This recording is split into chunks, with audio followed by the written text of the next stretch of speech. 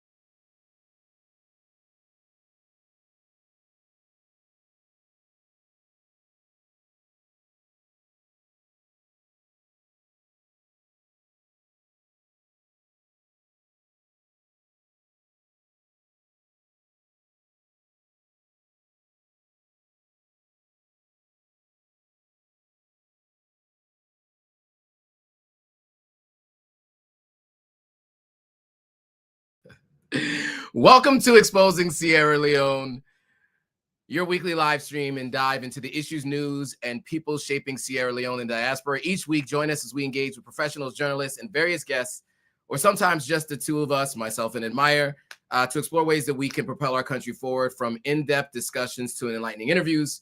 We're here to uncover the stories that matter most. Tune in to be a part of the conversation as we work together to make a positive impact on Sierra Leone's future. In this episode, we are going to be discussing we're going to set the record straight on Sierra Leone's new citizenship program. We're debunking the lies and misinformation while answering your most pressing questions. All right, so I apologize for that. The first 15 seconds of the live stream, there was no sound.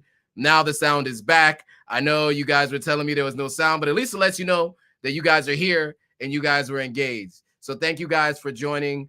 Let me know where you're watching from and if you can hear me now, because that's my bad. I started with no audio, so I got a bunch of messages when I flipped back and I saw that. So sorry about that. So we got Mokanji Film Production is watching from Switzerland. Shout out to you. I know Spirit Warrior is watching from somewhere in the States. ZQQ I think is watching from the States too. We got our good friend Aisha Ladan, or Aisha Rahman.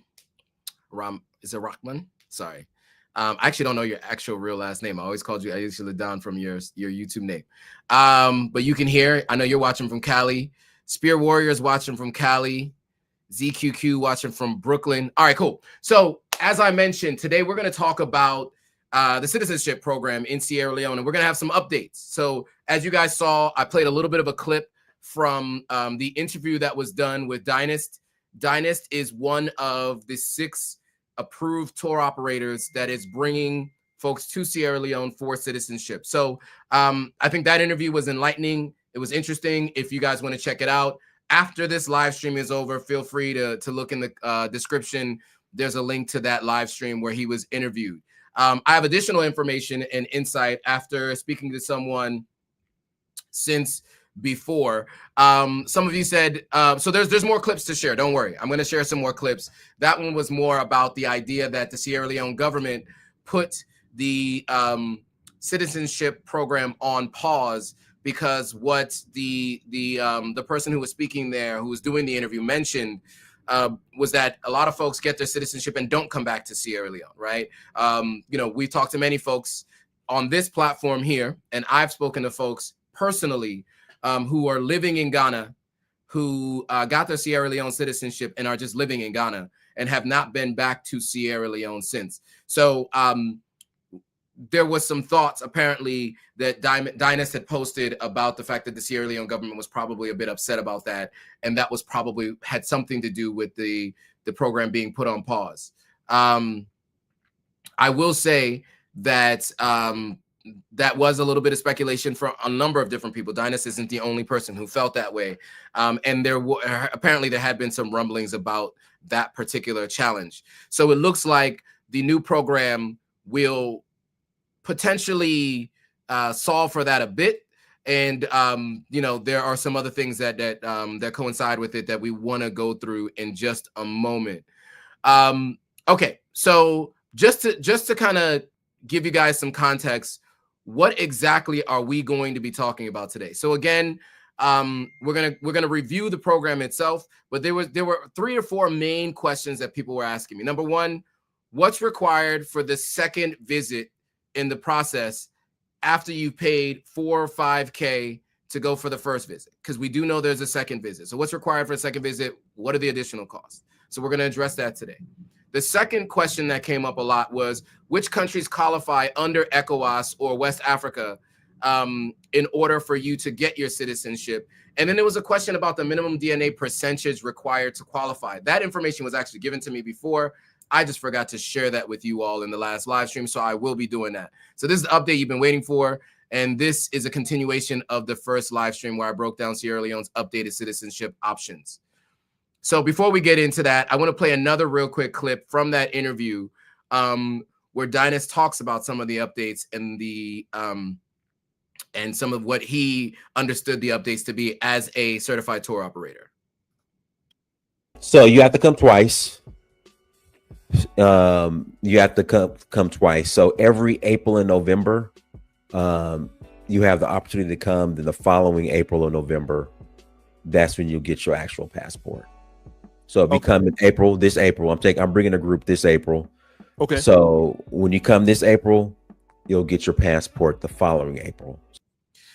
So that's interesting. That specific detail, I haven't heard that one described that way. What I understood is that if you came in November, you could potentially just come in the April, that next group, or if you came in April, you should be able to come in November. So now Dynas is dealing directly with the Sierra Leone government. He is a certified tour operator. I think we have to confirm that particular detail because from what I understood, you could come on the next particular trip. It didn't have to be if you did it in April, you have to wait till the following April. From my understanding, if you came in April, you could come back in November. So I think that's one piece that we would just need to clarify, but I just wanted to call that out. And then let me get back to this video, some of the other details that he mentions. So you have to wait a year. Okay. I think that's fair. All right. That and the fee for that goes towards that. The actual government fee, they raised it at $600, which is fair to me. In my eyes, it's fair. So that's another thing there that we never spoke about previously, and that the idea of the government fee that you have to pay, separate from the tour fee that you pay, which is going to be $4 or $5K total. There is a government fee that you're going to pay to process the paperwork and everything, and that's $600. For context, for me, the version of citizenship that I received, being that both my parents were born in Sierra Leone, I paid $100, which is actually about the cost of what it is now, but I paid $100 6 years ago. Through that process, I paid that to expedite the process. So just so you know, yeah. So Aisha, who's very knowledgeable on this topic, said, when I spoke to him on the phone, you can come on your own with a not with a group, but yes, clarification would be best. Meaning on that second trip, you can come on your own, not with a group. She's saying it's that you come on your own in April or November, not sure. ZQQ says the 600 seems like a lot. Have you ever tried to get American citizenship? Ask them how much it costs, even just to get a visa. How much money you got to have in your bank account? I know it's a completely different country, but 600 is not that bad, to be honest with you. Outside of that, everything's still the same as far as the documents they want. Oh, also, they're now opening. I think it is important to mention that the documents that you have to fill out are exactly the same, which means those folks who have gone through this process to fill out documentation don't have to fill out new documentation. So that's an important new element to discuss. up where you can use more DNA companies. So at first it was just African ancestry. Now you can use ancestry.com, 23andMe, and a few others. So now let's get into the review and the update. So I'm going to share my screen. We're going to go back to what we used to do when I used to do these presentations. You know, because that was something that I thought is going to be that was helpful to give visual representations of what we're talking about. And so I worked on this morning. But before I do, a couple of things. So Aisha is saying the 600 is not just for citizenship. It's a process. It's an entire week-long event. She's also mentioning the U.S. green card cost family members about $15K. So that's the point, right? I'm trying to make is that I know it seems people are like, whoa, that's a lot of money, $600. But just if you ever ask someone what it's like to try to become a citizen in the United States or elsewhere, that is why illegal immigration is so big in this country, because it is very, very difficult to become a citizen in the United States. So ZQ says, I'm not trying to be an American, and given our history, we shouldn't be paying all that. Yeah, I mean, I guess that given the history and okay, by the way, this is something that came up in my discussions with folks because, you know, these are not my words, but based on this comment, I think it's a perfect timing to discuss this. There's an idea of entitlement from folks that are coming back to the continent of Africa where they feel like they should just be given citizenship for free. And you have to imagine every country has a system in place for how they determine citizenship, right? And when they go out of that process, right, they rewrite the Constitution to allow for new members to become citizens. They are already bending what was in place. For example, an amendment to the Constitution made it so that I could become a citizen. That same amendment made it so that many of you can become citizens. That in and of itself is a huge thing. But many people feel that's not enough. And so in this particular instance, right, what ZQ is saying, they feel it's not enough. And there are a lot of people on the continent which disagree with that. And they feel like it's more than enough. And I think we as Americans sometimes have what other people see as entitlement. And maybe we may feel like there's disenfranchisement. We've already dealt with enough. We want to have a homeland. And we expect that that moving back home, we shouldn't have to deal with all of these additional hurdles to jump through to become citizens. And that's fine. I mean, that's how some people believe and what they believe and think. But I think there are many people on the continent that don't feel that way. Aisha makes a good point. I don't devalue Sierra Leone because it's a poor country. Some people feel entitled. Okay. She said it's an honor to me to have it. They don't have to do this. They're doing it just for us. So NJ Grant saying, what's happening? What's happening? What's up? What's up? I think that's a what's up, what's happening, not a literal what's happening, right? All right, cool. So now we are going to get into the presentation for today. I got a lot to review. Let me just make sure I'm not missing any comments on IG. People keep jumping in and out. Have we surveyed the individuals as to why they weren't coming back? Any challenges? You know what? Let me address that question really quickly, because that is a good question before I get into the presentation, because that is a good question. So Lydia Atira asked this question.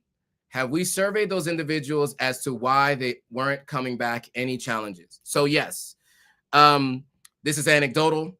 I haven't spoken to everyone, but as you guys can imagine, many of the subscribers to the YouTube channel are folks that have gone through the citizenship process. And I understand it's about 500 or so folks or more who have gone through this process. And many of those folks I have spoken to in person, whether in Sierra Leone or in Ghana. And there are a number of different reasons they cite as to why they have not come back to Sierra Leone. The first of which is after they've gotten their citizenship, they have mentioned that there hasn't been a lot of follow-up on what you can do next. And because Sierra Leone's government hasn't fully digitized everything, it is hard to find information on investments and things like that, right? And so what they do find is that Ghana has become the place to go. right? So many people are moving, visiting, Dirty December, Dirty December, etc., right? And so these folks find themselves going to Ghana after going to Sierra Leone and seeing that it's more digitized. It's more, you have some more of the apps that you're used to. You have Uber, you have a competitor in Bolt, you have a competitor in Yango, you have ways to order things. It's Sierra Leone tends to be a little bit more analog. Coming in and out of the country to Sierra Leone tends to be a little bit more challenging, right? You know, our airport is on a peninsula. Our airport is on a what's covered by 3 sides? You guys will tell me. And so you have to cross water. I think it is a peninsula, actually. But anyway, you have to cross water to get to the capital city, right? That's obviously an issue for many people. Some people get seasick. Some people just don't like the process. And it does mean that it takes a while to get in and out of the country. We also have security fee that you have to pay to get in the country. And by the way, if you want to take a one of the private companies, the boats across the water, it's $45 each way, $25 to come in and out of the country as a security fee. So that is 90 plus 50. That is 100. Sorry, 45 plus 50. 45 plus 45 is 90. Yeah, 90 plus 50 is $140 to enter and leave the country. So those tend to be some of the deterrents. And then again, as Aisha is mentioning, transportation is one of those challenges. Also, the flight to Sierra Leone is in hotels and transportation, and it can be a bit expensive. And then I think one of the other challenges that people have is there are no direct flights to Sierra Leone. There are direct flights on Delta and United and maybe one other airline to Ghana. So these are the things that people cite as their challenges. Not to say that they aren't real challenges, and not to say that that's not a reason to get your citizenship and not to come back. But these are things that, as long as you know that some of the challenges that are available, there are many other benefits. And I'd like to talk about them before I move on, because there are way too many people talking trash about moving to Africa. So let me be very, very clear. Sierra Leone is my second home. I am building a multi-family house in Sierra Leone right now. I have invested in farmland in Sierra Leone, and I have another property that I inherited that I'm talk about later. So there are a lot of things that I'm doing in Sierra Leone and more, all right, to be very clear, because I see the potential there. Because you know who else sees the potential? There are many Indian nationals, foreign nationals moving to Sierra Leone. There are many Lebanese individuals that are multi-generational in Sierra Leone. You have many Chinese nationals living in Sierra Leone. And so with all of that, these folks have found a reason to go there and invest. Why wouldn't I? And why wouldn't I recommend you do it too? So to be very clear, yes, there are some challenges like every country has. For instance, this country has a challenge with mass shootings. This country has an issue with crime-ridden areas of this country being the United States. So you have your trade-offs, right? Some people forget when I go live and they start making phone calls. And sorry, so I got to dismiss a couple of calls on a couple of different devices. All right. So I hope that makes sense. So just to be very clear, I'm oily. Just to be very clear, you know, Sierra Leone's citizenship is well worth it. And I do think that people should focus on investing in Sierra Leone, as well as other countries in Africa, if you can. You know, if you have the finances, by all means do it. But I can tell you, there are some serious benefits to investing in certain parts of Sierra Leone that I know that it's really hard. You'd be hard pressed to find that in Ghana and some other countries across the continent of Africa. So African Empress 101 says, have authentic African mentioned how much citizenship is, and if so, how much, please? So again, it's about $4,000 to $5,000 to come with a particular tour company, and about $600 in fees to pay through the process. If I'm not mistaken, that may increase the initial tour fees, but we'll get into some of the costs later. So Sheikhu Sharif says, we rush into programs with no strategic planning. There should be a whole department in charge of facilitating resettlements. I do agree that there should be a whole department in charge of facilitating resettlements. I am not going to be making any disparaging remarks about any government across the continent of Africa. The idea of free speech only matters in the United States. That is a constitutional right, an amendment in the United States, not the same anywhere else. So I do not speak ill of any governments. And yeah, and I won't agree or disagree with anybody's thoughts. Yes, that is for citizenship, and that is for citizenship. And you know, let me just get into this now because there are many questions coming up with what I should just be doing. One other thing, Okimute says, I think Sierra Leone should insist that those who get citizenship should have at least an investment or land there if possible. They shouldn't just take citizenship and not spend time there. That is the view of many Africans on the continent. That is a belief that many folks have. Let me say one more thing. I know I keep putting off going into this, but I think this is a really important thing. We as Americans, although, and I'm different, obviously, although I am from the Creole tribe, which is formerly enslaved Africans, you know, my parents did come under their own accord on an airplane in the 70s. So I'm not speaking for any particular group in the United States. I can only speak to what I hear. As someone who grew up identifying as a African American, Black American, you know, I've heard things from either side. I've heard things from Africans who live on the continent or who live in America, and I've heard things from Americans.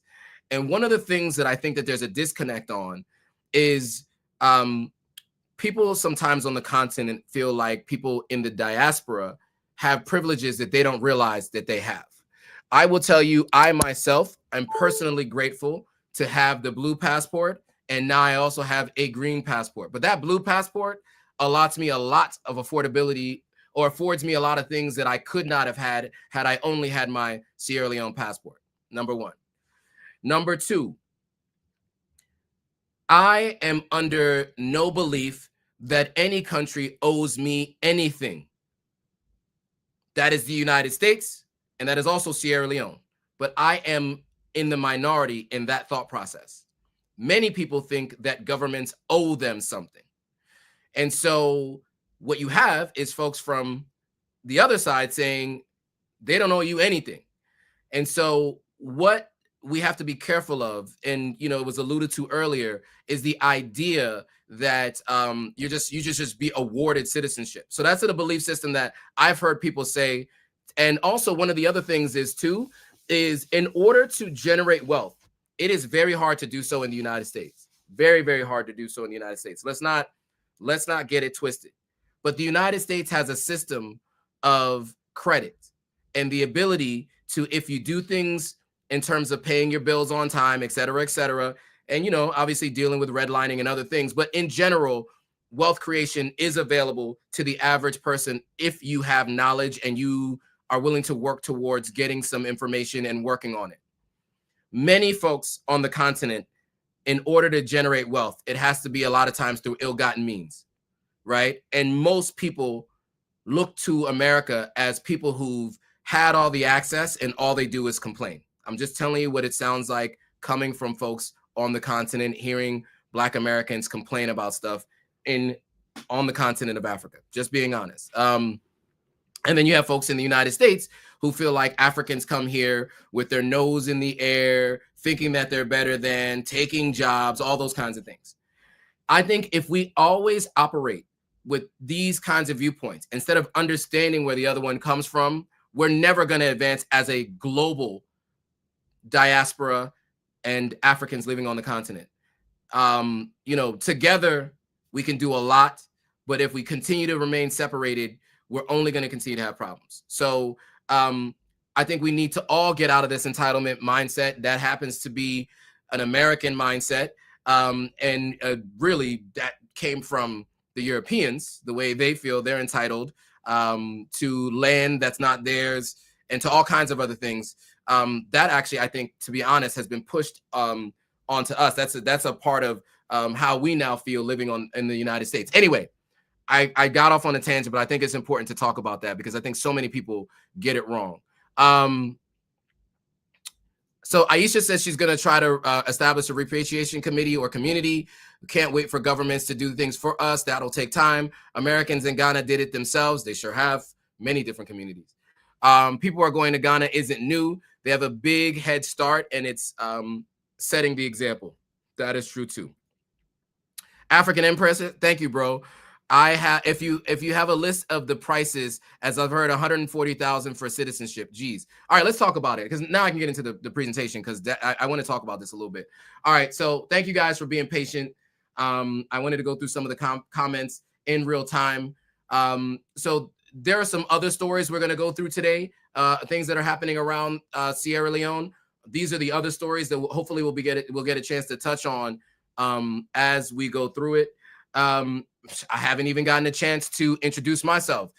So I am Joe Hatagwa. I am the founder of Authentic African. I, in partnership with Sierra Leoneans Killing It, like to go live once a week where we talk about things happening in Sierra Leone or Sierra Leoneans in the diaspora.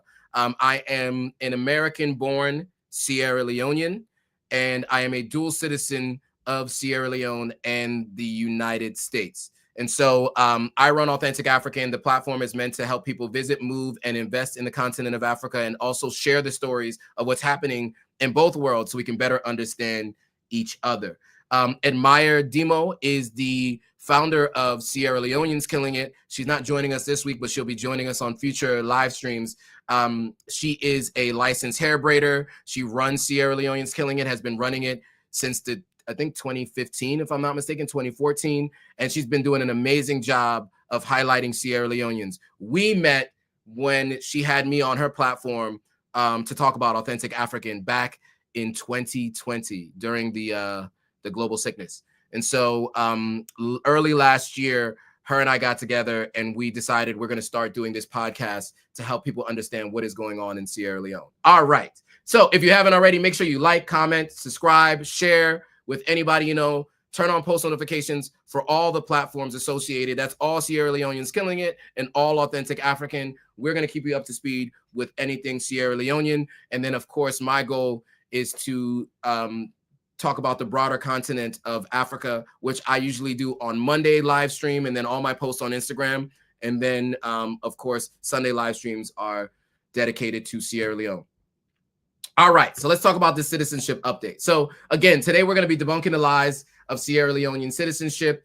We're going to talk about the three things that I mentioned we were going to talk about before: what's required for the two-step process, how much you have to pay, what countries, what's the minimum DNA percentage, and then we're going to do a review.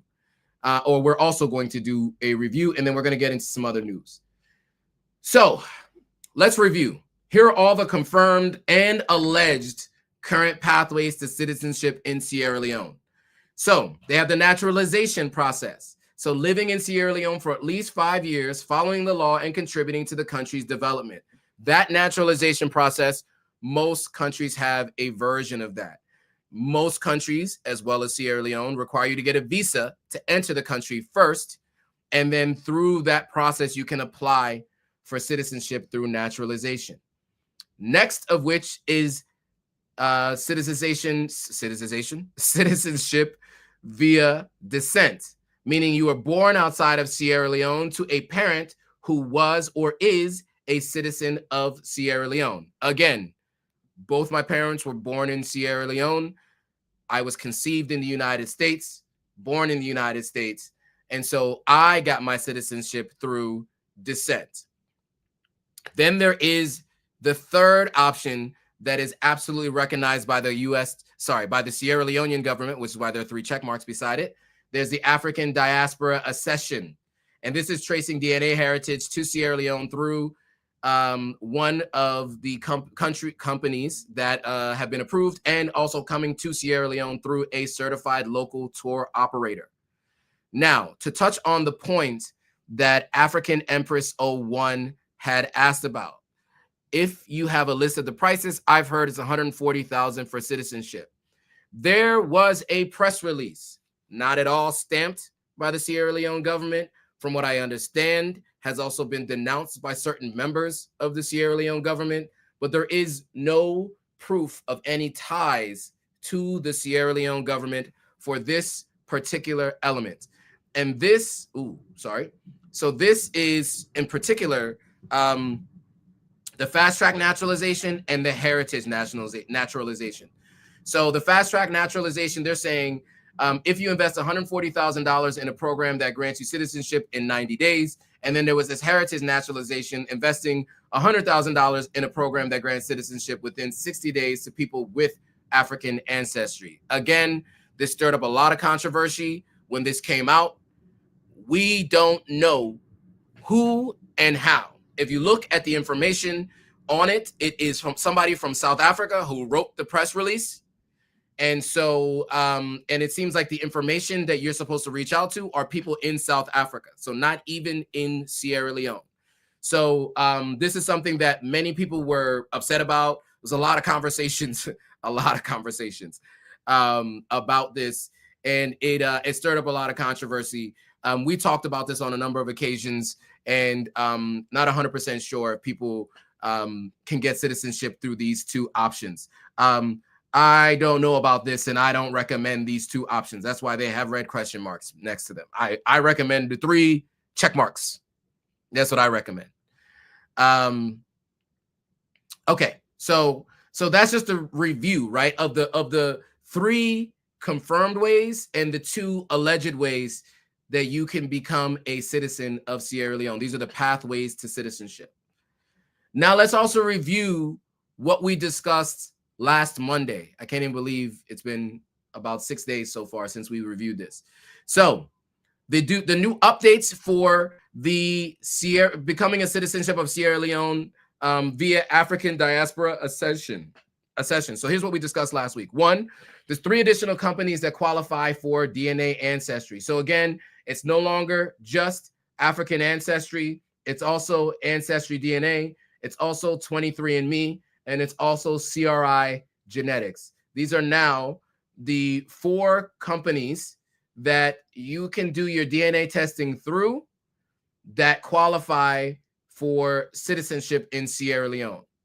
Separately from that, there are 6 approved tour operators that you must go to Sierra Leone with, and they had to be approved by the the Tour Operator Association of Sierra Leone. So that is VSL, Visit Sierra Leone Travel. That is Tourism is Life Tours. That is IPC Travel. That is Danfo. That is Salon Hidden Gems. And that is the African Ancestry Experience, the African Ancestry Family Reunion. These are the 6 companies that are approved tour operators as the Tour Operator Association of Sierra Leone. Apparently, there are 2 to 3 pending applications as we speak. They are working through being tour operators in Sierra Leone.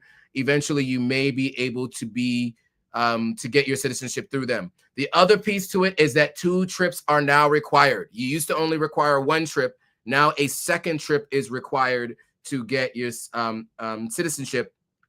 And then lastly, it used to only be African ancestry and specific tribes from Sierra Leone. Now, as you can see, it's DNA from any West African country can now make you a citizen of Sierra Leone. All right.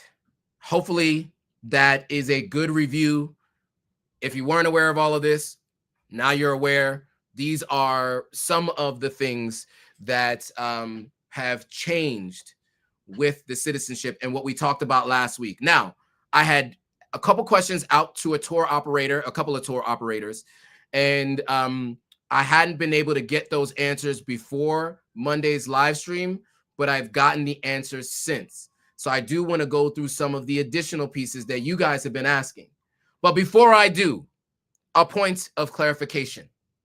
This goes back to this whole idea of people feeling misled, swindled, etc. So it's come to my attention that there's been a lot of what Professor Scott Galloway says is S-posting on the internet about the Sierra Leone citizenship process, and people upset about the process, and people in particular upset that they did not receive citizenship in November. So I would like to address this sentiment because some of it comes from folks who did not attend. And then I have heard some of it apparently is coming from folks who did attend the November trip. But I've talked to tour operators, and there's a couple of things that I have been told by those tour operators, more than one. Number one, I've been told that it was clearly stated by at least 2 tour operators, potentially all 6, but at least 2 tour operators. 3 main things were told to people before they bought their tickets and before they took their trip to Sierra Leone. Number one, they were told there was no guarantee that they would be grandfathered in and they would automatically get a passport. That is what I was told by a couple of tour operators, that they told all their people who were coming, they're going to fight for it. They're going to work on it, but they're going to try. I was also told, secondly, that they were told there is new legislation that was being revamped and they would still try to get them under the old law, but the new legislation was stating that there was a potential there might be another hold. Now, to be clear, last April, there was no trips to Sierra Leone for citizenship. It was put on hold last April. So last November was the time that they determined they were going to allow people to come back, and folks were apparently notified, according to the tour operators that I spoke to. I was also told that the tour operators told these folks that there were the first trip would satisfy one of 2 trips that would be required if that was to become the policy, because they had gotten some word earlier that the policy might be that you have to take 2 trips and that your first trip would satisfy the requirement for at least one of 2 trips, which we later learned that did end up becoming the new policy. So before we go any further, I want to be very clear that after speaking to some tour operators, those folks, or according to the tour operators, those folks who were planning to go in November, according to the tour operators, were given full clarification that there was no clarification, right? That they were still working to get through the details. They were still going to be able to come to Sierra Leone. There'd be naming ceremonies. There'd be cultural experiences. They weren't guaranteed that they'd be getting their passport. If anybody who's watching disagrees with that and doesn't think that that is the case, please comment and tell me what you were told. Because after speaking to folks, that is what I was told. So Gason, can you tell us who you went through and what you say you were told? So Gason says, hey, I was there, and that is 100% not true for my group. We were not told that there was even a chance that we wouldn't get it until we were already in Sierra Leone. We were told about the 2 trips in Sierra Leone. So that's Gason. Gason, who did you go with? And can you confirm which group you went with? So look, that is their particular stance. They went there. I happened to be around in November. I was not able to be a part of any of the information. But yeah, so Gason is also saying, I was told that at a minimum, we'd be getting citizenship.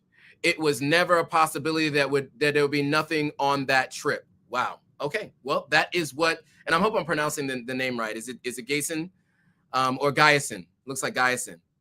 Oh, wow. It's Jason. Sorry, Jason. I really messed it up. I really apologize.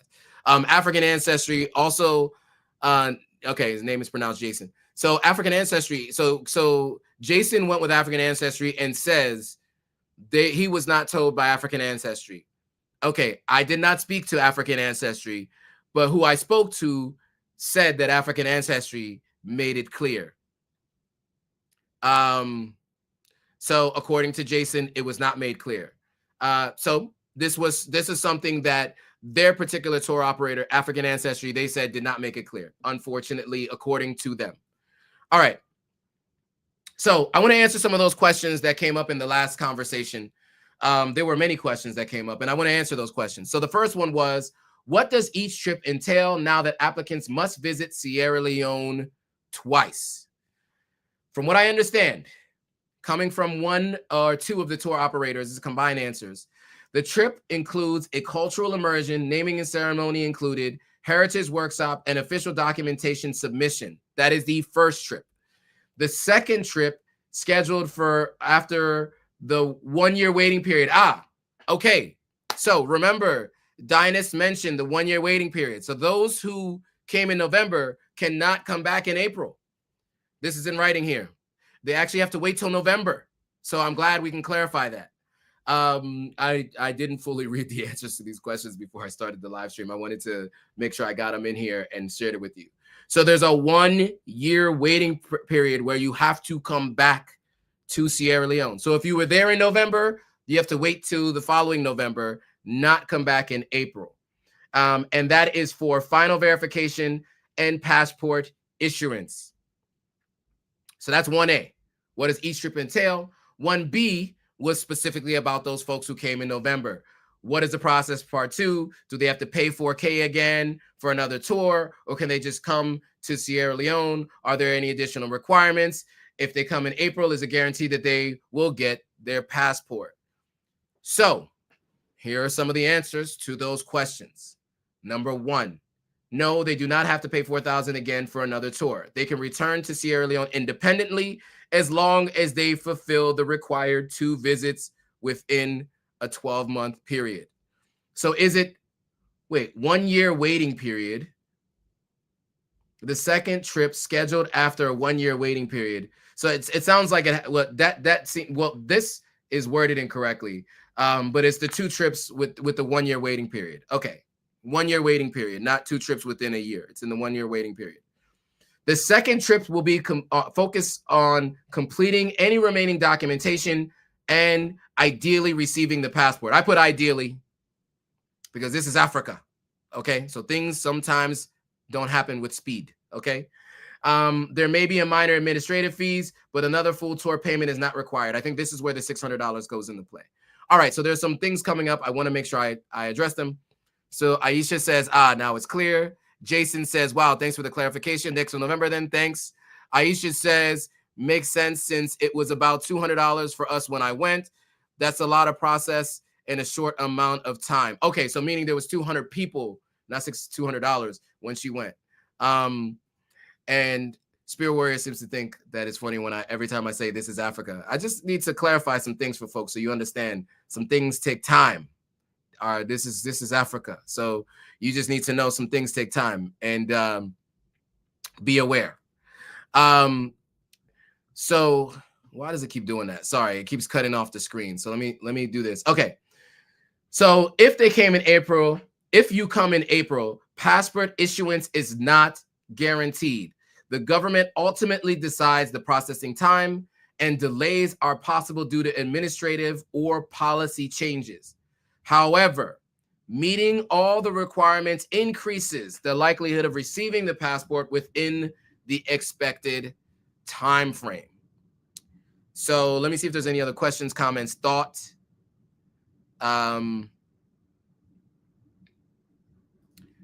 African Empress says, sorry, did you answer my previous question? I missed it. So yeah, so the question you had asked is it $140,000? No, it is between $4,000 and $6,000 to come with one of the tour operators to Sierra Leone. They all have their own cost for whatever work that they do, right? So that is just a part of the work that they do. That's the charge, and some of that goes to the government, some of that goes to them. Then there looks like there is a $600 administration fee. Now you'll have to check with the tour operators if that's all included in the $4,000 or $5,000 that you're going to pay to go with one of the tour operators. They will let you know if that fee is included or if that is going to be a separate fee. Managing expectations is what we like to do here on Authentic African. So Africa takes colored people time to a new level, CPT, or Africa Man Time, I've heard, Salon Man Time. I've also heard Ghana Man Time. So all of it is available. There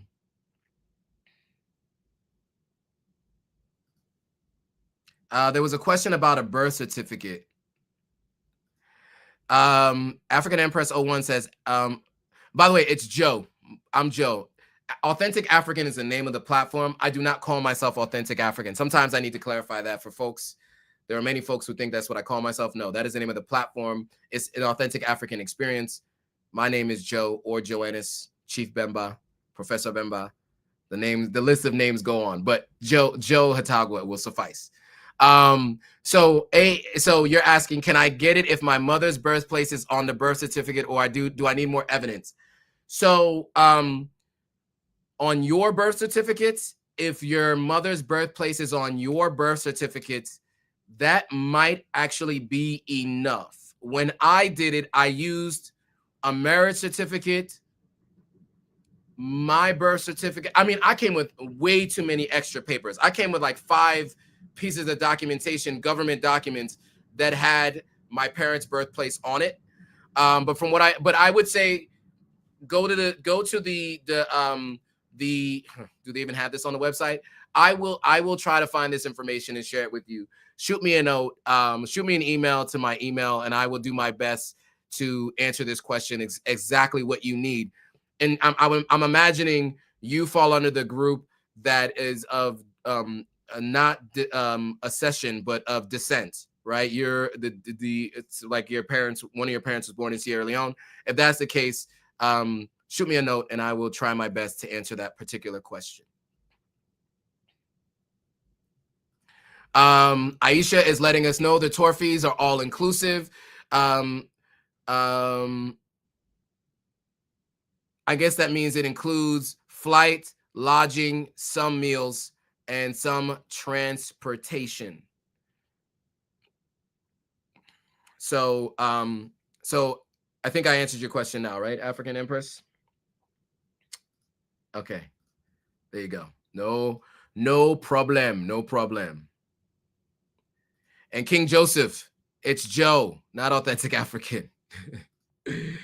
Okay, my email for those who want to message me. I do answer one-off questions, but if you have like a ton of questions, you do have to schedule a consulting session with me. But email is here on the bottom of the screen. So if you guys want to reach out to me, you can reach out to me there. Email is on the bottom of the screen. All right, let's get back to the presentation. I took some time to work on this morning. So, all right. So back to answering your questions. There was another question. What countries fall under West Africa, quote unquote? Does it include all ECOWAS countries? Does it also include the Sahel states like Burkina Faso, Niger, and Mali? Now, this is a tough one to answer because West Africa typically includes all of these countries here: Benin, Burkina Faso, Cape Verde, Cote d'Ivoire, the Gambia, Ghana, Guinea, Guinea-Bissau, Liberia, Mali, Niger, Nigeria, Senegal, Sierra Leone, Togo. Sometimes people want to add Mauritania in there. Now, Mali, Burkina Faso, and Niger. I don't know if you can see what I'm pointing on the screen. I guess you can't because this doesn't operate that way. Nope. Just look on the the top, the 2 of the biggest countries you see on the screen, and then one beneath them.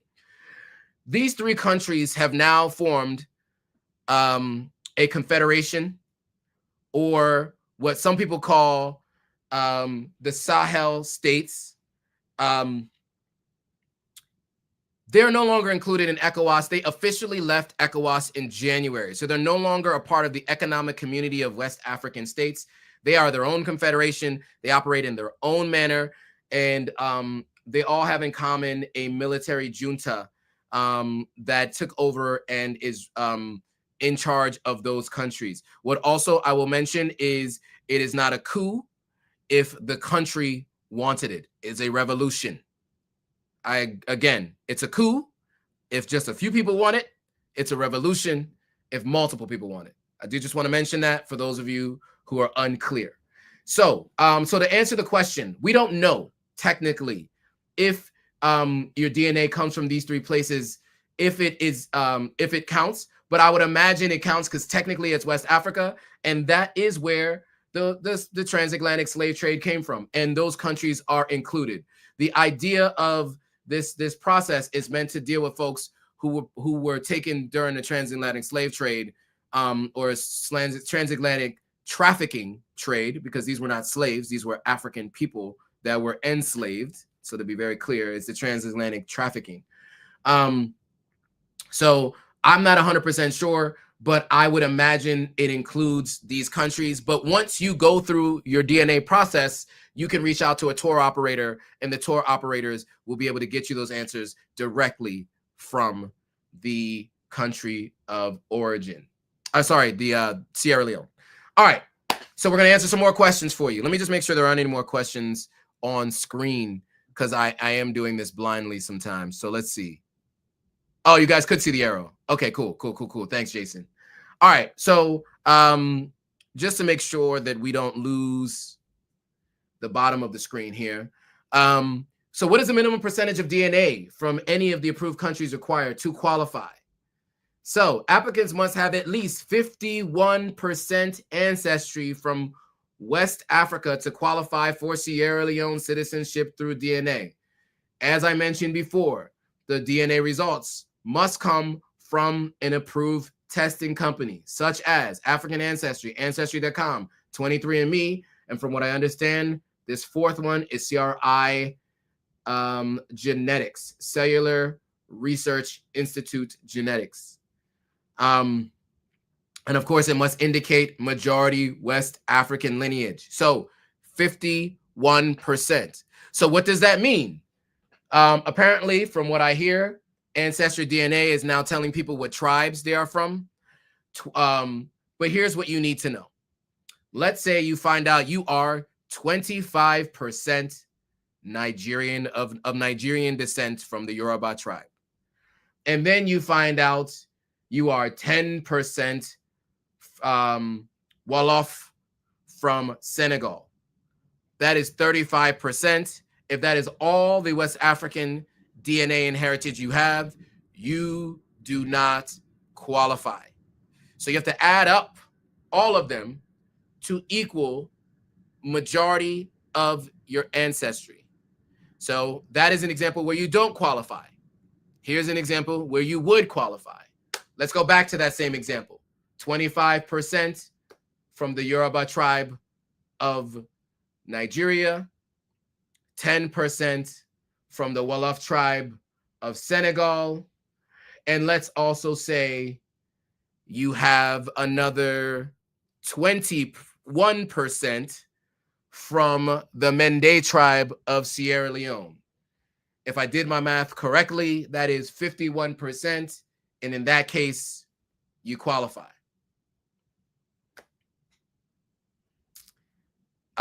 So yes, so Shani 305, shout out to Miami, saying, so pretty much if you don't qualify, you don't waste your money, get tested. Well, obviously you would get tested to know if you would even go on these trips anyway. But yeah, I guess that is true. Yeah, I mean, obviously you wouldn't want to travel. You can't even go through this process unless you've done the DNA process. So you wouldn't even get to the part where you're spending any money to go. But I understand your sentiment, Shani. Well received. All right. Any questions before we get back to this topic? King Joseph said, okay, Joe, depending on the tour companies, people may have to pay for their own travel to the continent of Africa. Yes, I heard that as true. Most, though, cover from New York to the continent of Africa. Sweet Pleasures is saying Ancestry DNA. It used to be Ancestry.com. I think they've rebranded as Ancestry DNA. You know what? Let me remove this from the screen so you guys can see me. I think they've rebranded as Ancestry DNA. King Joseph says that's a well-done presentation. Thank you. Oh, it's not even done yet. Well, thank you, though. I appreciate it. I use a template, if I'm not going to lie to you. I use my own template, but yeah. Mike DeBradley says you should qualify for just being from the diaspora.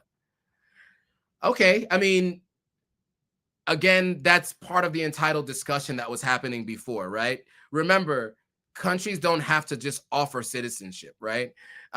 We should be grateful that they're even offering us citizenship. I myself am grateful that I was able to get citizenship, because there was a time where the Constitution of Sierra Leone did not allow someone like myself even to get citizenship. I am fully grateful that I was able to get citizenship, and that the United States doesn't require me to denounce my citizenship from the United States in order to get dual citizenship with Sierra Leone. In fact, the United States does not require you to denounce any of your citizenships. Sorry, it does not require you to announce your citizenship if you get any other citizenships. Apparently, you can get up to 5, 10, whatever, if you want to, from what I understand, and you don't have to denounce it. Okay. African Empress says, I am based in the UK. Which Ancestry DNA company can I use? Just check on their websites and they'll let you know if they can mail you a kit. These are all companies, as far as I understand, based in the US, but they mail their kits to all over the world, as far as I understand. So just go to the websites. African Ancestry is the one that's Black owned. So if you want to support a Black owned business, African Ancestry of the 4 is the only one that's Black owned. 23andMe is Ann Wojcicki, as I mentioned before. Her sister is one of the founders of Google, so she don't need your money. And they also come second generation wealthy. Their parents did really well for themselves financially. In fact, Google was started out of her garage, her family's garage. So they don't really need it.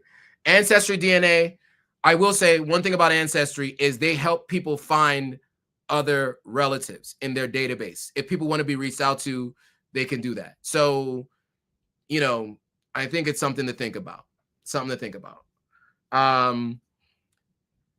And Aisha, the expert in the topic, who is a she does archives and ancestry. She said all of those work in the UK. So I guess they'll just mail it to you in the UK. Badina BB says, if the internet info is correct, Burkina Faso has offered visa-free access for diaspora Africans who are descendants of those trafficked via the Middle Passage to visit. That is to visit, yes, not to get citizenship. But I also have heard they have some kind of citizenship program that they're working on. I don't know about that. I've also heard Benin is working on a citizenship program. At a later date in time, I will go live about all the different citizenship programs that are being offered. I did one on Ghana citizenship, and I'm doing a few on Sierra Leone. So I want to continue to make sure you guys are aware. And shout outs to African Empress, who is also thanking Aisha for additional insights. Yes, Aisha, thank you for the additional insights. I should have probably just brought you on the live stream. I don't know why I didn't ask you if you were available to come on the live.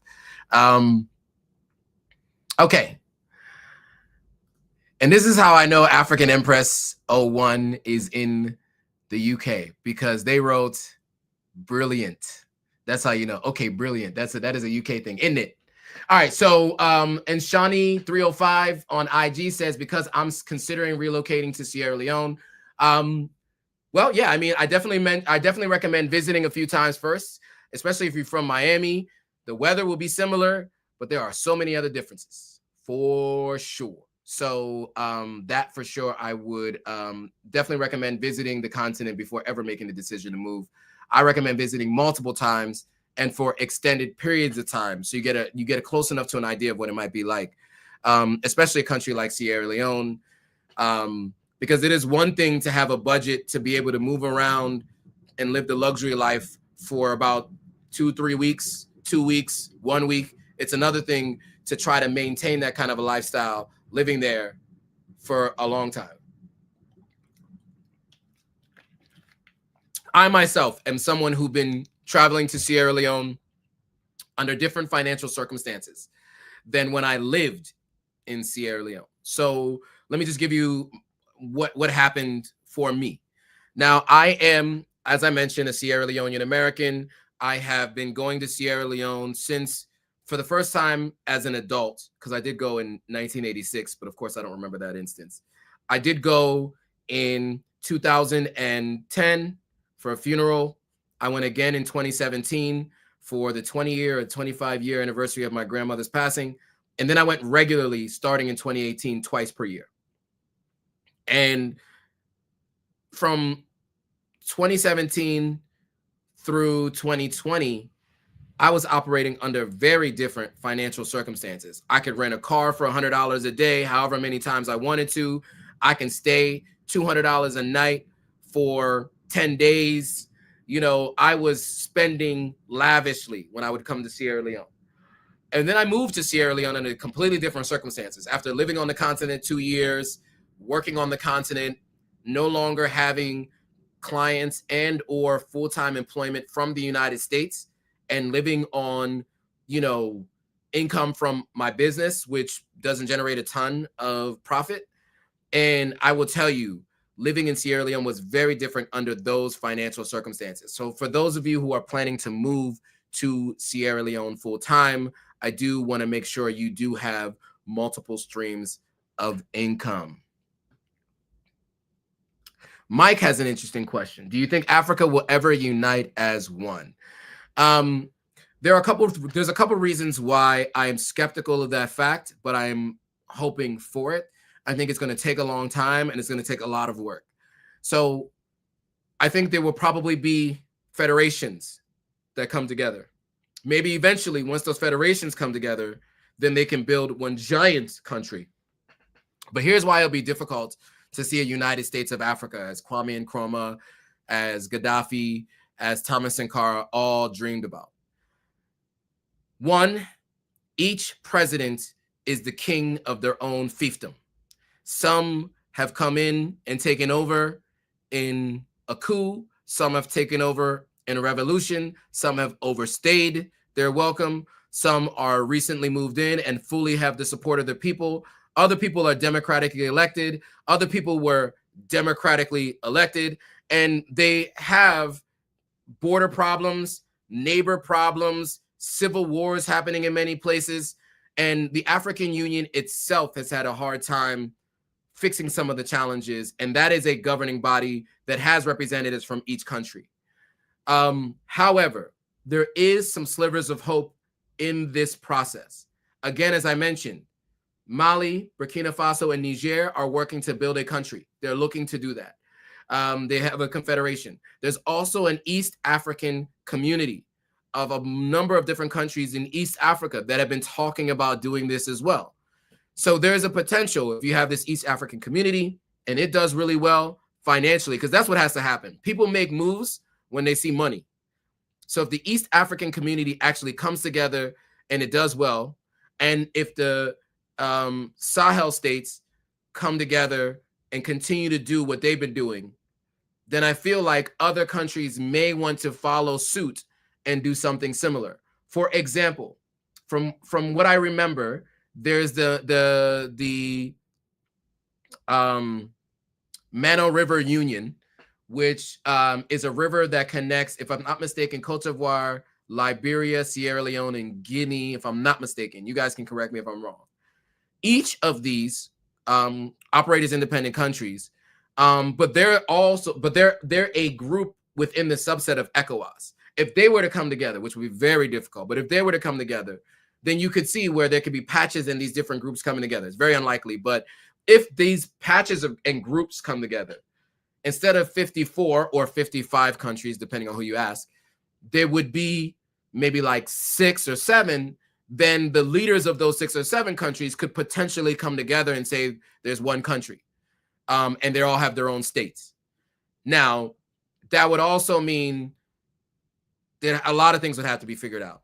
And we're going to talk about ECOWAS's money in a second, because there is a potential that when you start to operate under one currency, you start moving in that kind of direction.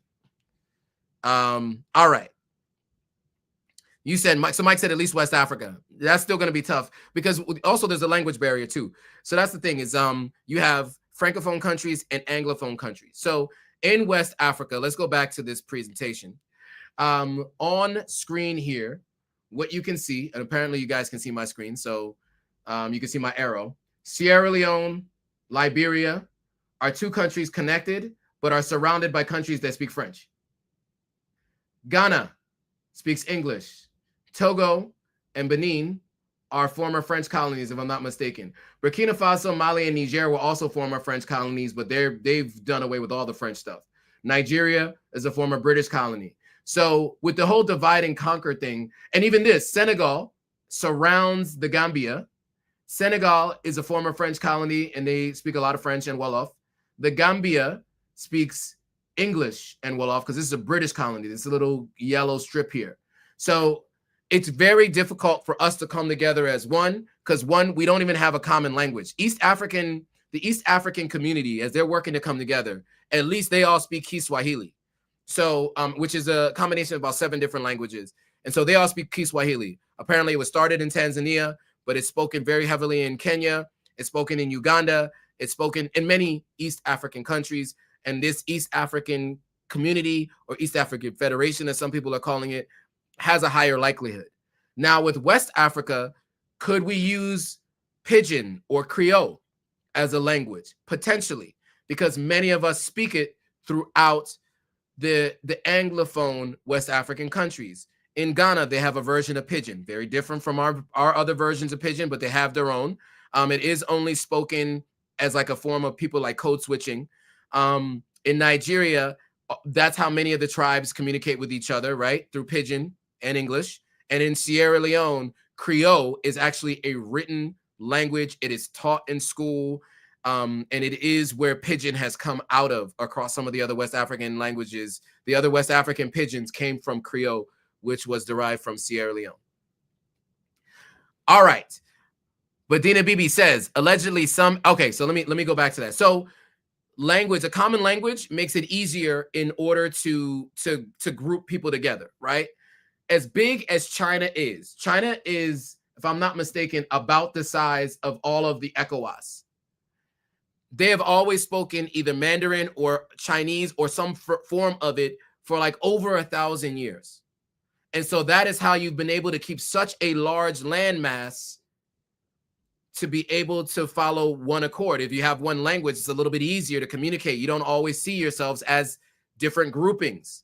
Unfortunately, across Africa, we've always had our tribal belief systems. Across North America and South America, there were a lot of different tribal belief systems, and they didn't have to divide to conquer. They just had to conquer because we all spoke different languages. If you look at China, they only ever got Hong Kong. They couldn't even fully get through China. And I do think a lot of that had to do with one language. And to understand a culture, you need to understand their language. And so if that is true, then how else can you make a country unless you have a common language? By the way, these are my thoughts. I mean, I haven't really spoken that out loud to many people, but that's what I believe. All right, cool. So let's move on to some of the other stories from around Sierra Leone. First things first. So last week, Sunday, we talked about the cocaine cowboys of West Africa and how Sierra Leone has been getting a bad name because for some reason, coke dealers like to bring cocaine through Sierra Leone to go to Europe. It is a problem. It's not problemo. This is a problem. And many people have been discussing it. And in one particular instance, which is probably one of the wildest of them all, was the ambassador to Guinea of Sierra Leone is alleged to have had a car with cocaine and cash on its way from Sierra Leone to Guinea. Let me give you the key details of the scandal if you weren't aware, just so you're up to speed. Number one, reports say they were up to all kinds of different numbers about how much cocaine. Some reports say there were 7 suitcases containing suspected cocaine, which were found in the vehicle. Guinea had declared Sierra Leone's ambassador, Alimami Bangura, pictured on the left. Guinea is on the far right is the leader of Guinea. He took over in a coup a few years back. Guinea has declared Sierra Leone's ambassador, Alimami Bangura, persona non grata and ordered him to leave the country. Sierra Leone's government claims they have recalled the ambassador for consultations, and he should be in Sierra Leone. Also, a prominent businessman, Alhaji Ba, is implicated in the scandal through his associate, who was also arrested with the ambassador's vehicle. And some people say $100,000 in cash. Some people say $250,000 in cash. Apparently, it was 6 figures in cash was also seized along with drugs in that vehicle, allegedly. Now, Sierra Leone, and so that's the background on this story. Sierra Leone and Guinea have signed a memorandum of understanding to conduct a joint judicial investigation into a high-profile drug-related matter. So the key details of the agreement is the MOU was signed on February 13th, just a few days ago, aligning with the United Nations Convention on Transnational Organized Crime of the year 2000. That was when that particular whatever United Nations treaty was signed, or whatever it was, not treaty, but law, whatever it is. Sierra Leone's ambassador to Guinea, Alemami Bangura, has returned to Freetown after being confined in Guinea for nearly 3 weeks. The ambassador was accompanied by Sierra Leone's Minister of Foreign Affairs and International Cooperation, Timothy Kaba. The agreement follows diplomatic engagements between the two countries to address the scandal. Ambassador Bangura and the head of Chancery are expected to brief Sierra Leonean officials on the details of the agreement and the next steps in the joint investigation. Implications of the agreement, of course, enhanced cooperation, apparently transparency. There's a legal framework associated with it. And the legal impact is as follows. This cooperation could set a precedent for addressing transnational crime in West Africa, particularly drug trafficking. Any of the comments and thoughts?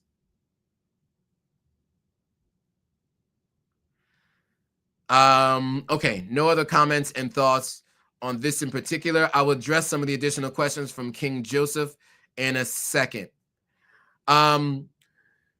So that's the update. Mr. Alemami Bangura is back in Sierra Leone, and the investigation is ongoing. I will keep you guys posted as more information comes to light. Now, that was one of the cocaine cowboy stories, and that is an update. We have another update on a much bigger story that has really got branches and legs and has been all over the world. The Guardian, which is probably the most high profile of all newspapers to report on this, has reported on this gentleman pictured here. If you guys don't remember, you know what? Let me just go through what the article alleges. So, apparently, according to the Dutch, he's a fugitive. His name is Johannes, which really sucks because my name is Johannes, Ledeckers. And they said he's one of Europe's most wanted drug lords and has been living in Sierra Leone for at least 2 years since December 2022. By the way, many accounts in Sierra Leone are saying this is not the same person. Just to speak for the other side, this person pictured here next to what looks like the president's daughter does not go by the name Johannes Ledeckers or Jos Ledeckers. Apparently, he has a different name within the country. He was sentenced in absentia, meaning he wasn't there, to decades in prison for crimes including large-scale cocaine trafficking and apparently ordering a murder. Again, I'm not saying this is you, my guy. Please. If I come up missing, we know why. I'm not saying this is you, but some people are saying it's the same person. He has been sentenced to 24 years in prison. Dutch police are offering a 200,000 euro reward for information leading to his arrest, and that was issued in September 2024. Dutch prosecutors confirmed in their minds that he had allegedly been living in Sierra Leone for at least 6 months, and that was at the time of December of 2024 when they said that's how long they thought he'd been living in Sierra Leone. Now, the person pictured in this image has high-profile connections in Sierra Leone. We don't know if it's the same person 100%. I cannot say that to be true. It is speculated that it is the same person.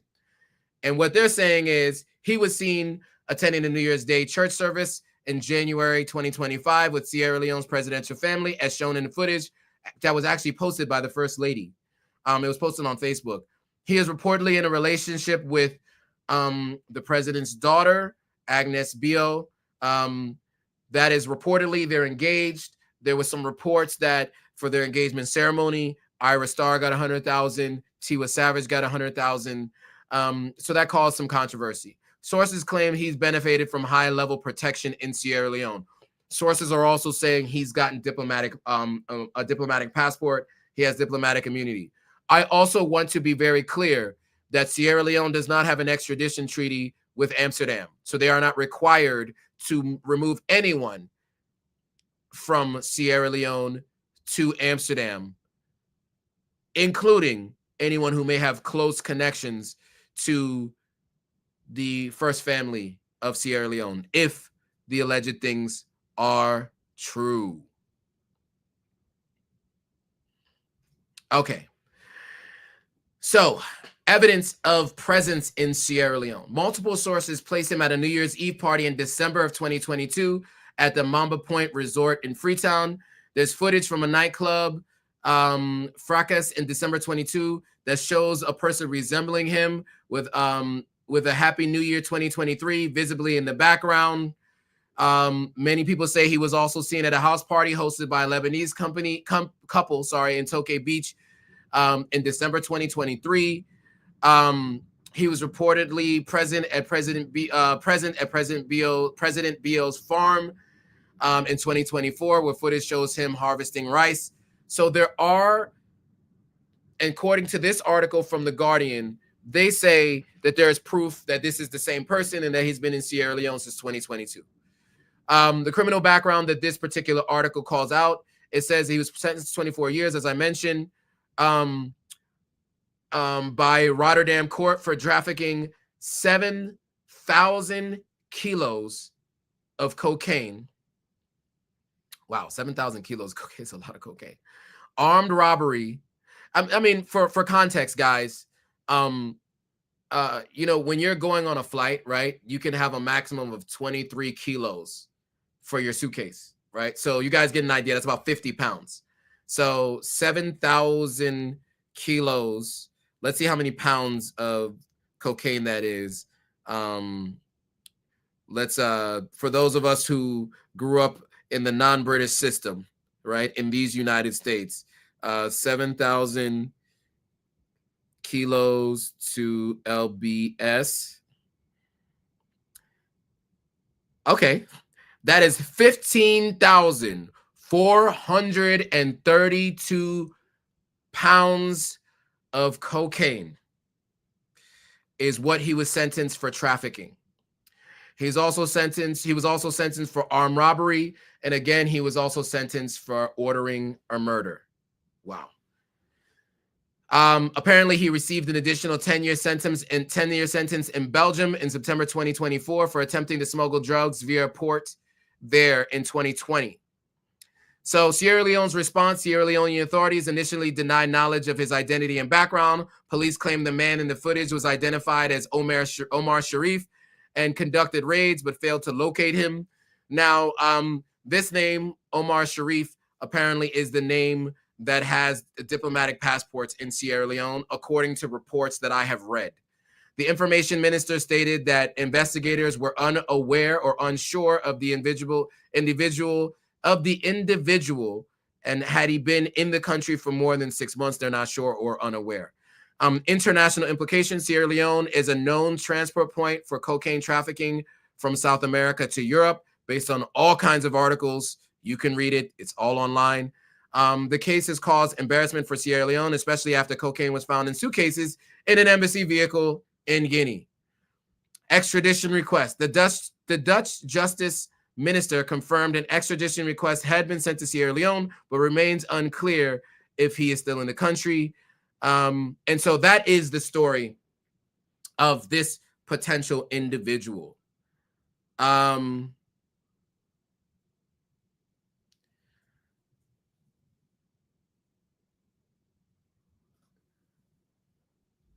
So Sheikh Sharif says, if it's not him, why can't the person pictured make a press statement? Good question. Don't know the answer. Good question. Bill Nack says, this is beaucoup pounds. Yes, it is a lot. It is a lot of pounds. What did I say? 15,000 pounds? 15,432 pounds. 15,432.35 to be exact. Yikes. If that is true, right? He was indicted. He was sentenced. So technically they believe in both Belgium and in Amsterdam that he is guilty. They also believe that this is the same person. Many folks say this is not the same person. We'll leave it to you all to decide. That is not my job. I'm just here to report the news, guys. All right. So along with this story, there's something interesting that happened. Sierra Leone police have confirmed the arrest of a Dutch journalist, Sophie van Leeuwen, in Freetown. So in a recent development that has sparked international attention, the Sierra Leone police have confirmed that she was arrested. According to the Sierra Leone Association of Journalists, she was detained along the peninsula while she was in the company of local journalists, reportedly on suspicion of espionage and conducting documentary work without the necessary permissions.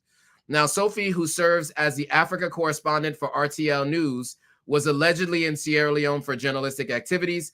A local journalist traveling with her indicated that Sophie had claimed to have accreditation from the Ministry of Information and Civic Education, or MOIS, as a foreign journalist. The journalist also mentioned that Sophie attended the ministry's last press briefing and asked questions during that session.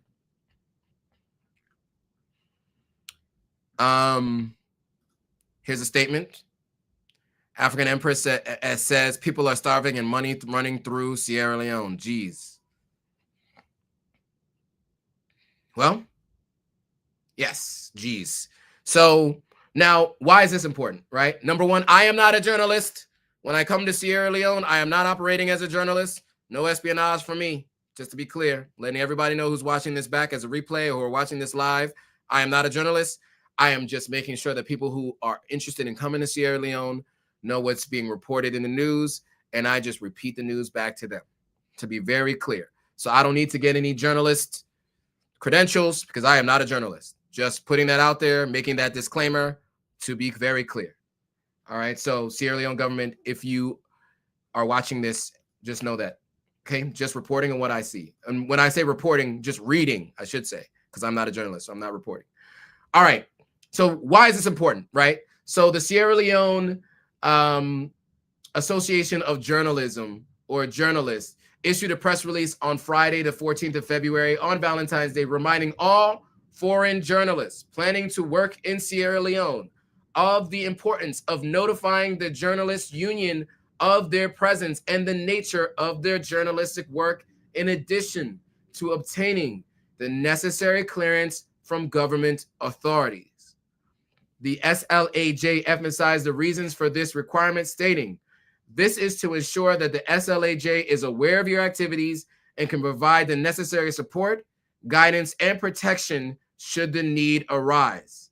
Their role," they're saying our role, "is to uphold press freedom and safeguard the rights of journalists, including those visiting the country. The association encourages all foreign journalists to contact SLAJ upon arrival and before beginning their work in Sierra Leone. That way, you don't end up like this lady here." All right. Moving on to some of the other news of the day. Shout out to President Donald Trump of these United States. What has he done? He is going to deport at least 11 Sierra Leonean citizens out of the United States. The United States has formally informed the Sierra Leonean government of its intention to deport 11 individuals believed to be Sierra Leonean citizens. According to the MOIS, or the Minister of Information and Civic Education, Shanor Ba, the announcement was made during a press briefing on Tuesday. The United States of America has sent a notification regarding 11 individuals believed to be Sierra Leonean who are set to be deported. is what Minister Boss stated. While the identities and the specific details of the deportees remain undisclosed, the return to Sierra Leone is expected imminently. So, you know, shout out to ICE and the government of the United States, just, you know, deporting folks. That's all I got to say about that. I got nothing to say about that because I don't know the individuals who were deported, what they did or what the situation was, overstaying the visas, whatever. It is U.S. law. They are allowed to operate under U.S. law to deport people. That's just how it works. So it is what it is, I guess. I don't know. I'm going to leave that alone. I don't talk too much about American politics on this because I got a lot to say about these folks here, but I'm going to keep it. And by these folks, I mean those in power. But I have a lot to say about those in power across both parties. That's another conversation for another time. All right. So VP Jallow reaffirmed his commitment to the Economic Community of West African States single currency. This is interesting. As you guys know, in Europe, most European countries, the European Union, except for the UK, who, because of Brexit, have left and no longer use the euro. They use the pound now. But for a while, they were using the euro. And so similar ECOWAS currency will likely come into play. So he's reaffirmed Sierra Leone's unwavering commitment to the West African Monetary Zone and the broader Economic Community of West African States single currency initiative, emphasizing the nation's active role in fostering regional economic integration. Addressing delegates at the 53rd meeting of the Convergence Council of Ministers and the Central Bank Governors held in Freetown, Dr. Jallow underscored Sierra Leone's determination to overcome challenges and contribute to the realization of a unified West African economy. Speaking on behalf of President Julius Maada Bio, he warmly welcomed participants and encouraged them to explore Freetown's vibrant culture and historical significance during their stay. This is going to be huge. Hopefully, we'll be able to stabilize all of our currencies a little bit better. For example, when I moved to Ghana in December of 2020, Ghana's currency is called the cedi. For every $1, it was 6 cedis. By the time I revisited and returned again in January of this year or end of December of last year, it was $1 for every 15 cedis. So their currency is one of the worst performing in the world, dropping dramatically. Sierra Leone's currency has also undergone, it dropped in half over the last couple of years. So likely, if we combine our forces, hopefully we can have a more stable currency. That is the hope of the idea of an ECOWAS single currency. I, for right now, am in support of a single currency. I hope it does go through, and I hope it does stabilize the currency a bit more. Any other news? Is that it? Oh, First Lady of Sierra Leone, Dr. Fatima Maada Bio, has been elected of the Organization of African First Ladies for Development. The election took place during the 29th General Assembly in Addis Ababa, Ethiopia. Fatima Bio will serve a 2-year term from 2025 to 2027. Dr. Ana Diaz, the First Lady of Angola, was elected Vice President. They expressed their confidence in the leadership of both women and their commitment to the organization's mission. I think this has a lot to do with, Dr. Fatima Bio's many public statements that she's made that have gone really viral, and the programs that she's done in Sierra Leone. You have the Hands Off Our Girls. She has the program where she does sanitary napkins for people in all kinds of financial situations. She has spoken publicly about, how Africa has been taken advantage of by the West and by Europeans. There's one particular video where she was talking at some event, and that has gone viral everywhere. She also herself has gone viral many times on TikTok. And so, there are different views about how people view a first lady. I think generally outside of Sierra Leone and around the world, many people see her as a first lady who has really done a great job of promoting the country in a positive light. And so I think that this speaks to that. And so she was elected by this particular organization, and she'll be running it for 2 years. All right. So now let's get back to some of your questions and comments before we bring this thing to a close. All right. So when we were talking about Sierra Leonean citizenship and also Sierra Leone Africa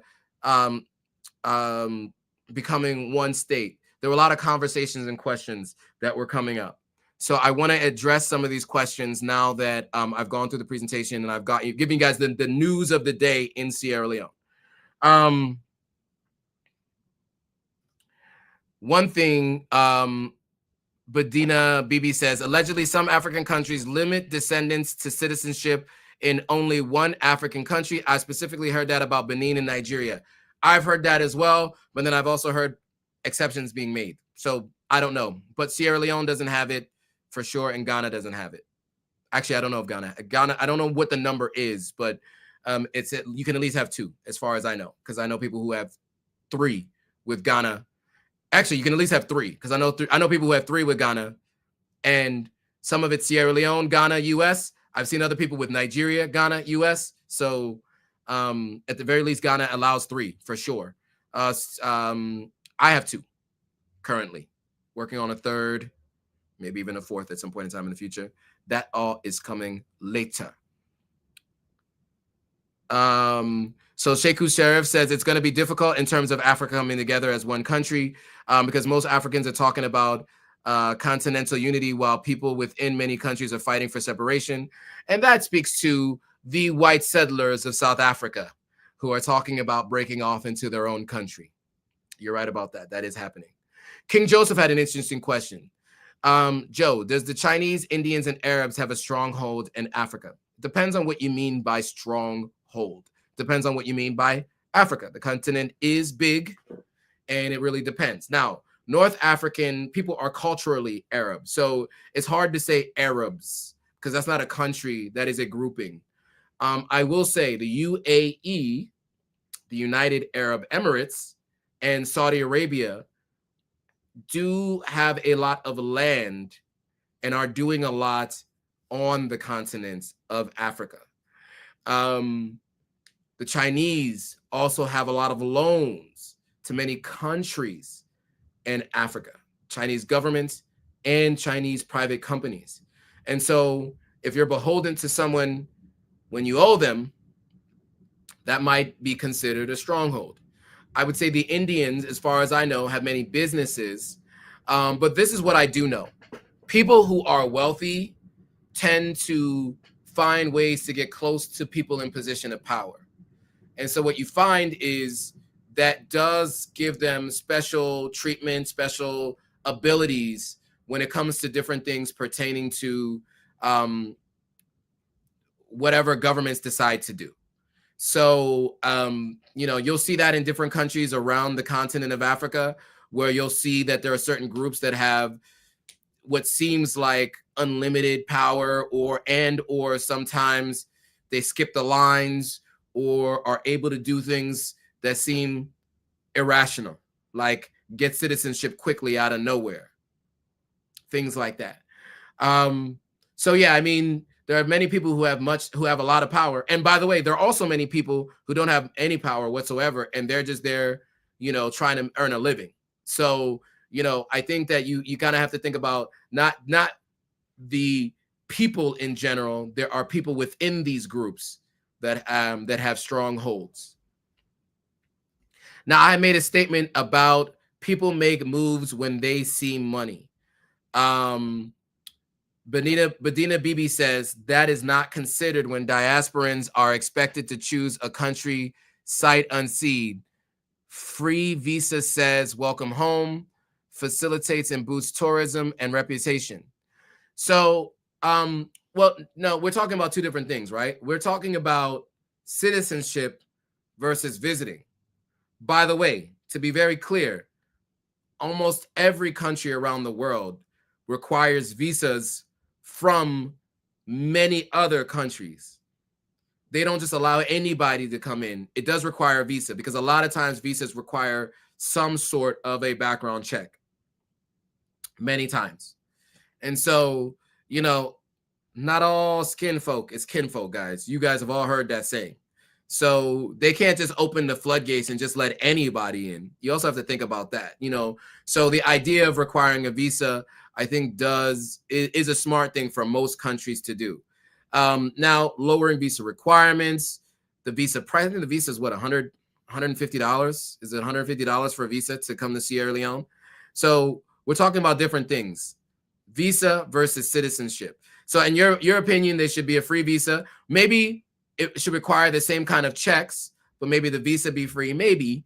But, you know, at the end of the day, the visa process is also a way for governments to make money. You know, governments do have to try to make their money back, especially if you're in a country that doesn't charge too much in taxes. You know what I'm saying? Okay. Jason says, random question. One of our group members came with a young child.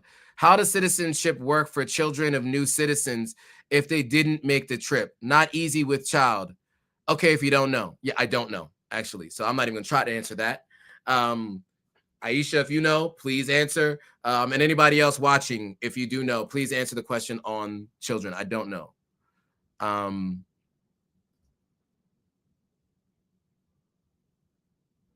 iTuber12 says, you're doing our country a great service by protecting its reputation. Thank you. Well, I hope I am. I mean, I know sometimes I talk about things that are unsavory, but it's just important to know everything. What I believe is that you should have all the information before you to make an informed decision. That means you need to know warts and all, right? Like, you know, obviously no country is perfect. And as many things that are going wrong in these United States and that have been over the last however many years, it is still a destination for people who still want to come here. You know, we have mass shootings weekly, and people still want to come to this country, send their children to schools in this country. People still go to heavily crowded events. You know, it is what it is. And I think if the United States has so much bad press about it and so much good press, I also just think it's important to speak about all things going on in Sierra Leone. But again, I still recommend buying land in Sierra Leone, visiting Sierra Leone, and eventually moving to the continent of Africa. If that is Sierra Leone or any other country, I am still a big proponent of that. And that is something that I plan to do. So, you know, and I've already put my money where my mouth is in terms of the investments, right? I co-own 5 acres of land. I co-own an investment property and another property technically. And so, and I'm in the process of getting more. So I definitely recommend it. Spear Warrior says, currency based on gold like Swiss have or had would be a major game change. Yeah, I wish, because technically there's a ton of gold in ECOWAS. I mean, Benin, was it Benin that has a ton of gold? Ghana has a ton of gold. Sierra Leone has diamonds. But yeah, like, I don't know if we have gold on our ground too, but like, that'd be great if it was based on gold, for sure. iTuber12 says, I used to be for a common currency. Now I'm not sure. We need a partner only with the serious countries. All these AES stuff might just be the beginning. Guinea is an active border threat. I'm not sure how you feel about the AES, but I am actually in support of the AES. So, or the Sahel states. That is Burkina Faso, Benin, Burkina Faso, Mali, and Niger. Jason says, also West English speaking Cameroon. Surprised I didn't hear more about it in the news. Well, Cameroon is not considered part of West Africa. So that's why we didn't talk about it here. Cameroon, if I'm not mistaken, is considered part of Central Africa. iTuber says, our most famous personality, Vicky Rameau, lives in Ghana too. There's many reasons folks choose Ghana over Sierra Leone. The government would be wise to learn these exact reasons and make changes. But Dina Bibi says she loves First Lady Fatima Bio. King Joseph says, thank you, Joe. You answered my question. iTuber says a $600 fee for the descendants of slaves to reclaim their African citizenship from a place in which sold them into slavery in the first place is a slap in the face. Honesty. Why is our fee any higher? All right, that is a very deep and convoluted response. iTuber 12. Man, that is a tough one. So let's talk about it briefly and then move on, because that's a conversation for a whole nother time. So to be very clear, when the Dutch first came to Africa to trade in sugar, then later gold and many other things, that's what it started as. We as Africans didn't have jail, technically, the way jail is done in the West. So much of what would happen is if you conquered a particular group of people, you would take them, certain people would be taken as slaves, but also people who were thieves, who were committed SA against children, who committed SA against adult women. These people were taken to pay their debt to society. There were times where certain African kings, certain African people did sell their people, but many more times than not, like 90% of the time, it was Europeans taking people. So the idea that like they just sold them into slavery, it wasn't like that was the biggest business in West Africa for Africans. It was the biggest business in West Africa for Europeans. Many Africans were doing it in some cases to protect themselves. Other Africans were doing it because they were just sadistic and this isn't my tribe, it's some other tribe, so I'm going to do it. But it was such a small percentage. Really, the main folks that were perpetrators of this were the Europeans. And so that statement, I feel like there's a lot to unpack, and it still offers a sense of entitlement, which we discussed a little earlier on in this live stream. You know, I get it. I mean, if you feel like it's some sort of a reparations program to give citizenship, I could see that. I could see that. But I don't know, taking a hard stance like that is a tough one because it's a very nuanced discussion, right? Like very nuanced discussion. You know, the way Africa is, and I had this conversation with someone else, it is God, family, tribe. Europeans brought the idea of black and that we were all one people. Now, because we've been subjugated and separated, now we feel more like one people and we're trying to work together as one people. But for a long time, Africa was God, family, tribe. And if you fell outside of that, you were a foreigner. Just how it was. Just how it was. This is how it was. Europeans were the first to create the idea of countries where they pulled together a bunch of different tribes and made large-scale countries and called them countries, right? And so that is a concept that is a little bit different. Now, to your point, I think if Africans saw themselves as one people throughout the entire continent, we probably would have been better prepared to handle the Europeans when they came, and we may not have had this transatlantic trafficking system that was done through the Middle Passage. So, you know, some things to talk about there, but that's a whole nother conversation. Okimute says AES needs ECOWAS. Insecurity there is growing and not good. I don't know if that's the case. The insecurity that it depends on what news you're watching. If you're watching news from the West, it'll make it seem like the insecurity is not good. But if you listen to those leaders who are military leaders, they have made advancements on many of the terrorists that are living in their country. So I'm not really sure that that's the case. I think I might have to push back on that, Okimute. Jason says, talking about the separating different convo, we moved on. Okay.